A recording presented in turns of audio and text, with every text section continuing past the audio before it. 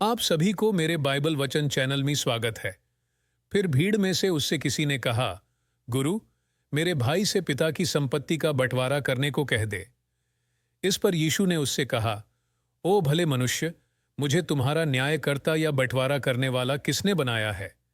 सो यीशु ने उनसे कहा, सावधानी के साथ सभी प्रकार के लोभ से अपने आप को दूर रखो, क्योंकि आवश्यकता से अधिक संपत्ति होने पर भी जीवन का आधार उसका संग्रह नहीं होता।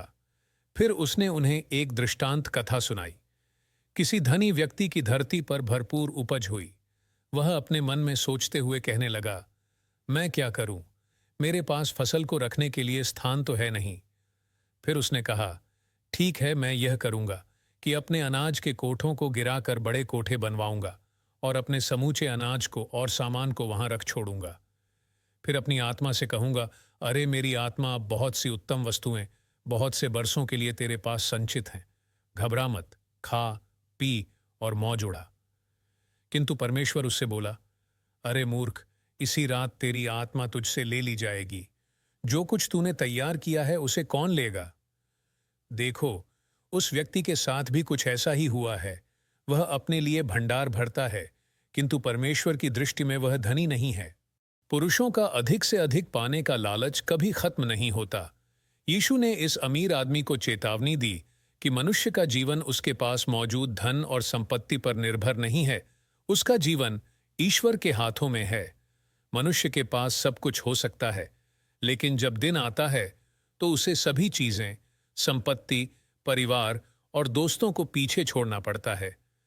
यदि हम अपनी आवश्यकता से अधिक होने की अवधारणा को समझते हैं, तो कुछ लोग अधिक क्यों कमाते हैं? हो सकता है कि वे सक्षम हों, लेकिन भगवान हमारे पास मौजूद अतिरिक्त संपत्ति के साथ क्या करना चाहते हैं? यदि हम प्रेरितों के कार्य पढ़ते हैं तो हमें उत्तर मिलता है। हमारे पास जो कुछ भी है वह ईश्वर और ईश्वर की ओर से है, इसलिए जो कुछ भी हमारे पास है उसे साझा करना हमारे धन का त्याग नहीं है, बल्कि जरूरतमंद लोगों के माध्यम से ईश्वर को वापस देना है।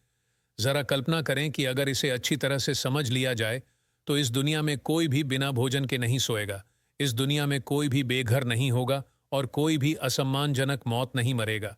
फिर जो थोड़ा हमारे पास है उसे हम कैसे बांट सकते हैं? आइए अपने घरों पर नजर डालें और वर्षों से पड़ी और उपयोग में न लाई गई चीजों को दान करें। हर महीने दशमांश देने की आदत बनाएं। ईश्वर एक उदार दाता से प्यार करता है और हमारा इनाम न्याय के दिन होगा। हालांकि वह इस दुनिया में हमें 100 गुना आशीर्वाद भी देता है।